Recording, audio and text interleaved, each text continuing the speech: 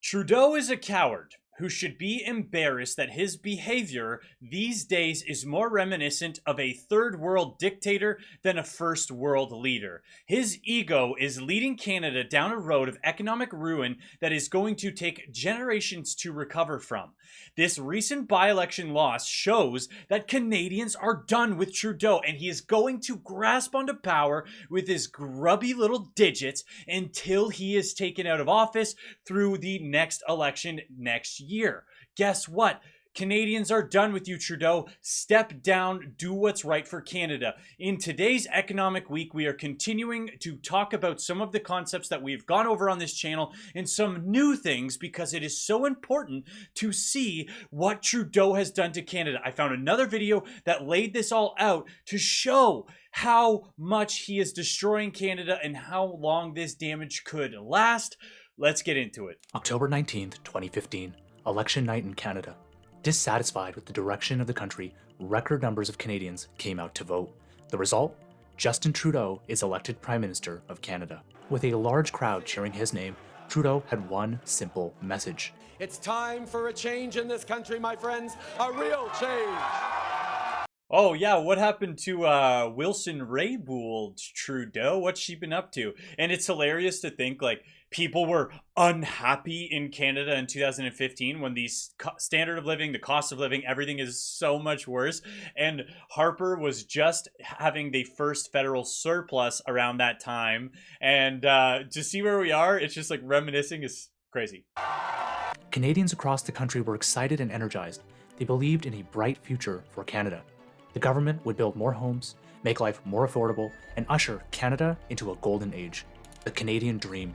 But fast forward to today, and that dream has faded. Housing prices have increased at record rates. Food banks are turning away hungry Canadians, and immigrants are leaving in record numbers. The Canadian dream has become a nightmare.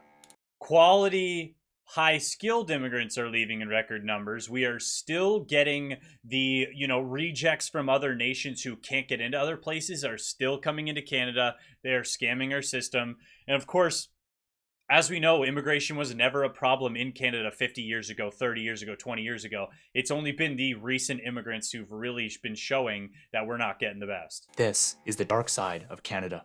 If you talk to real Canadians, more often than not, they will tell you how hopeless they feel about their future. They'll share how when growing up, they dreamed of a life raising a family in a comfortable home and in a safe neighborhood. But with home prices soaring, this dream has become a fantasy. To buy the average home in Canada, a family needs to earn $170,000 per year. And in Vancouver, that number jumps dramatically to $360,000 per year. So, I want to, bit of context. So yes, $170,000 for the average price in Canada. True, but that includes Vancouver and it includes Toronto and these major way outlier centers. Housing is up all the way across Canada, but those two numbers throw it off because $360,000 is not required in London, Ontario, or Sarnia, or Windsor, or Edmonton, or these other cities. So compare this to the median family income of $70,000, and it becomes clear that it is nearly impossible to buy a home in Canada. Most Canadians who don't own a home have given up and don't see it as remotely possible in their lifetime. The sad part about this, Canada's housing wasn't always this expensive. In fact, home ownership was possible for almost everyone. But in the last few decades, housing prices have increased so much faster than wages that it has forced citizens to abandon the hope of home ownership. Even if you can afford a home, you aren't getting very much. Take Vancouver, for example. The average home here is nearly $2 million, and it looks like this. Who wants to spend nearly $2 million on a small home like this when you can get a mansion in places like Austin for the same amount? Now, not everyone wants to buy a home, and many are perfectly fine renting. But renting is just as hard as buying a home. Due to years of underbuilding, NIMBYism, population growth, and government red tape, the supply of rental units is far outweighed by demand. Across Canada, rental vacancy sits at an all-time low of 1.5%. This means people are fighting to find a place to live. Each application for an apartment is met with hundreds of competing applications, and renters are left feeling hopeless. It's getting to the point where you can choose to keep a roof over your head or you can choose to keep the lights on and eat, but you can't do both. The low levels of vacancy are leading to skyrocketing prices.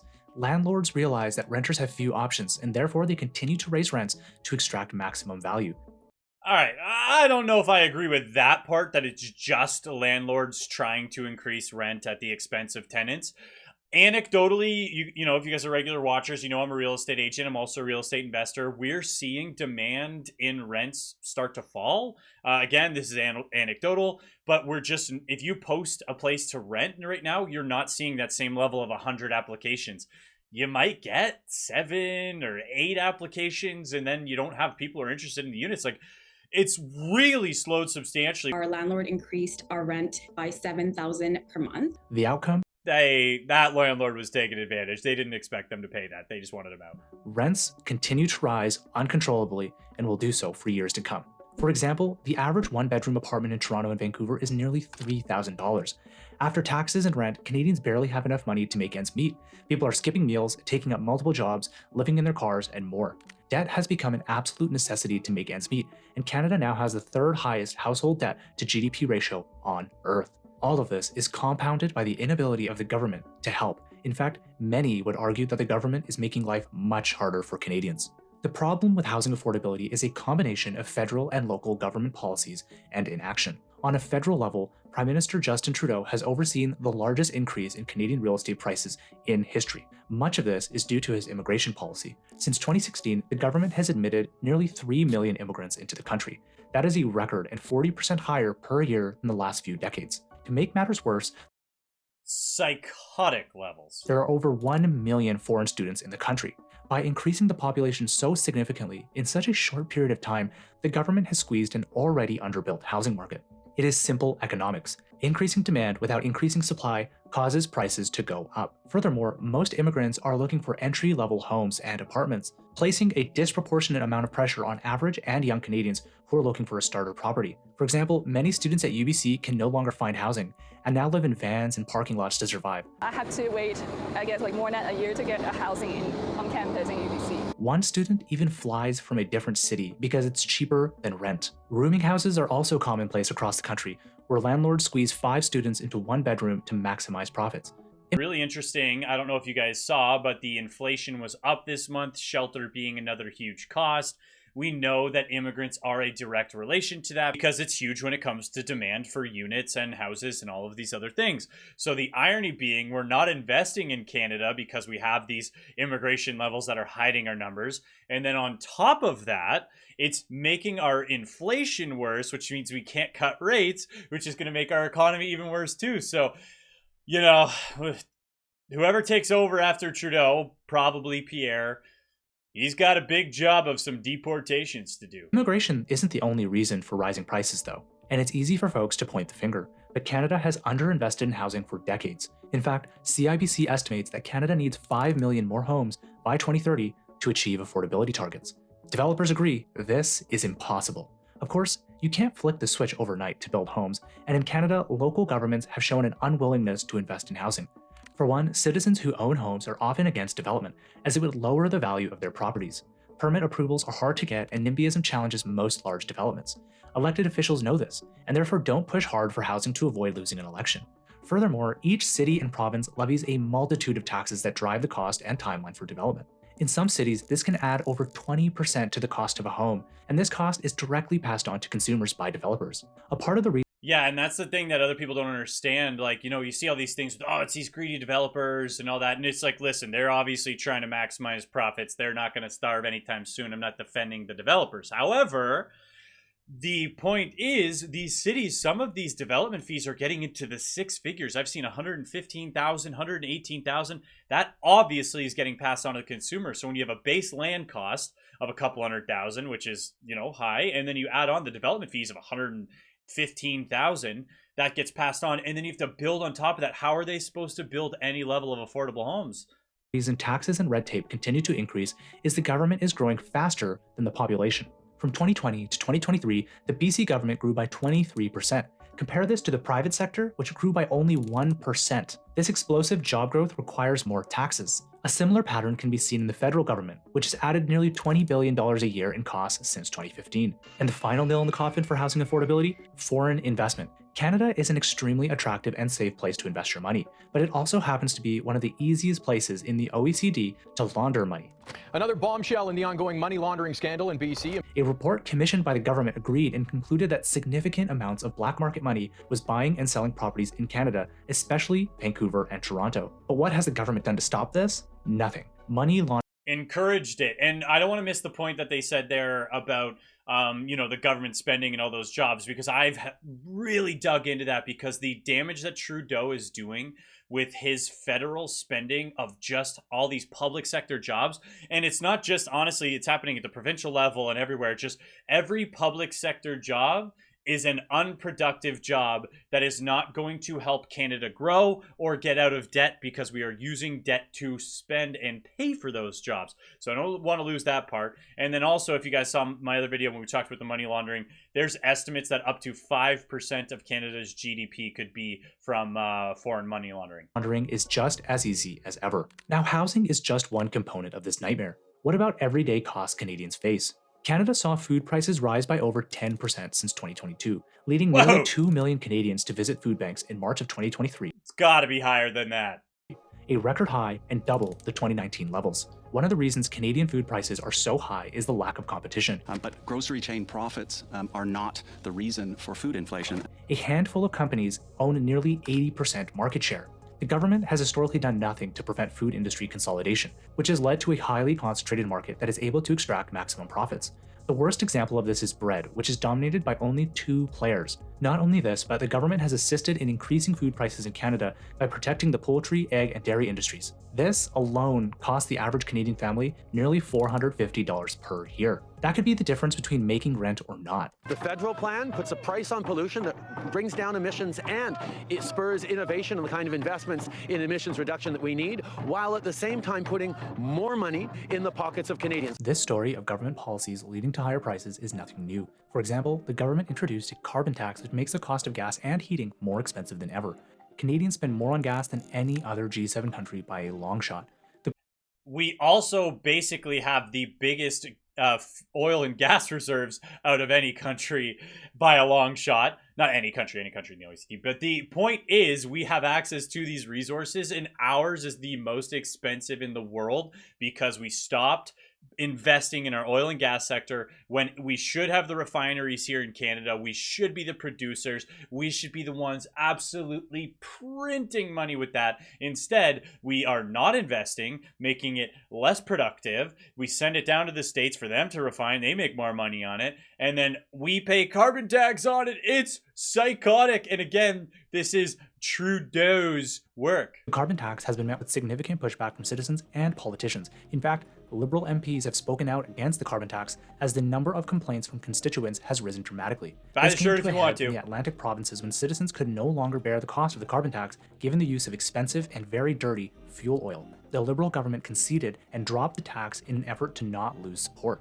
Recently, the government has pushed the narrative that most citizens are better off in spite of carbon taxes due to rebates. However, the parliamentary budget officer clarified and said that citizens are worse off if you include the economic implications. But this isn't just limited to carbon taxes. Canadians experience higher prices across multiple industries because of the government. The most glaring example is telecommunications. Hey, here's a quick question. Are we paying too much for cell phone and internet bills here in Canada? Absolutely. The Canadian wireless market is the most expensive in the world, 7 times more expensive than Australia and 1,000 times more expensive than Finland. The craziest part is that the 4th largest player, Shaw, was recently acquired by the largest player in the country, Rogers, and the government did nothing to stop it. In most countries, so the reason that comparing to Australia is really pertinent to what we're saying is because I was just watching videos on the Australian economy versus the Canadian economy. They are wildly similar. So for them to be 7 times more expensive than an incredibly comparable economy is nuts. And you know, the oligopoly thing is just, he talked about it at the grocery stores and with the cell phones. Canada has an oligopoly problem. This is something that's ongoing. It's been happening for years. It is due to government corruption. We are not stepping in and shutting down what needs to be shut down. I want to blame this on Trudeau. It would not be appropriate for me to exclusively blame this on Trudeau. He is definitely making it worse, and all of the things that he's doing is encouraging this behavior. He did not start it. And it was, it happened before him, but it's something, honestly, as a nation that we need to work on because the oligopoly stuff is nonsense. Such a deal would most likely be stopped or delayed, but in Canada, major corporations have extreme influence and often get away with these anti-competitive transactions. Banking is similar. There is no competition, nor options for consumers. To start up a bank is nearly impossible in Canada due to tight regulatory controls that favor large entities. This has led to Canadians paying some of the highest banking fees in the developed world. It is estimated that Canadians pay $250 more per year on banking fees than peers in the UK and Australia. Why? No competition. Now, I could list a million more examples, but the conclusion is the same. Canada is extremely expensive. One way to counter this is to grow the economy and introduce high-paying jobs. Also, consider supporting your local credit union instead of using some of the major banks. Like, depending on where you are, I guarantee you have access to a credit union, and that local credit union could give you better service. You know, the jobs are people who are there in the community. So, I mean, consider that if you're having issues with the big banks, like, could be worth it. However, Canada has struggled to do this. Since 2019, Canada has seen a decline in economic productivity, while the US has seen a 6% increase. This decline is— That's staggering because they were already way bigger than us when that happened back in 2015, and we are down. But according to Trudeau, the macroeconomics of Canada are so strong, and that's why we can invest in Canadian. Is partly responsible for stagnant wages in Canada and reduction in the quality of life. One of the drivers for this decline is lack of private sector investment. Canadian businesses are investing outside of Canada more than ever before. But why aren't companies investing in Canada? Simply put, they believe they can generate greater returns elsewhere, especially as they lose faith in the current Canadian regime, which is not seen as business-friendly. Another reason is lack of competition. Most major Canadian industries are controlled by a few key players. These players have no real incentive to invest, leading to reductions in productivity. The US has low levels of market concentration across industries, leading to constant reinvestment and innovation as companies continue to seek a competitive edge. Another reason is government intervention. For example, Canada has seen a major decline in investment in the energy sector due to federal prices that penalize the industry. Since 2014, energy investment has declined by nearly $60 billion per year. But one could argue that oil and gas is the path— $60 billion per year? And again, that's investment, not Trudeau's investment. That's actual investment that would lead to potential return on investment where we're actually making money and we're economically productive, and you could be reinvesting in growth, and we could become cutting edge with our technologies. We could have all these things.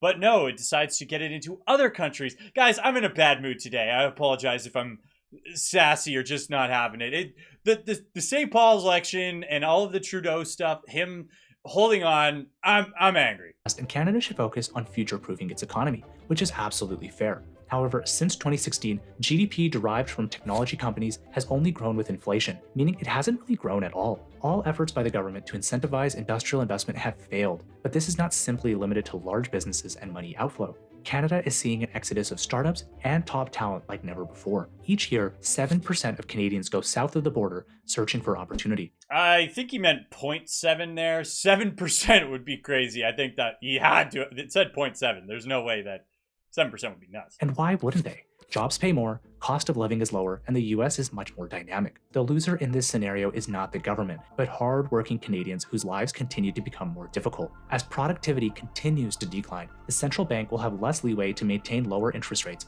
further challenging cost of living. Overall, the outlook does not look great. Overall, the outlook does not look great. Whatever is what it is. Trudeau's pissing me off these days. Thank you guys so much for watching. You guys rock. I appreciate all the comments that I see when you guys are saying positive things. Negative things, maybe not. Appreciate it. Don't forget to like and subscribe, and have a great rest of your day.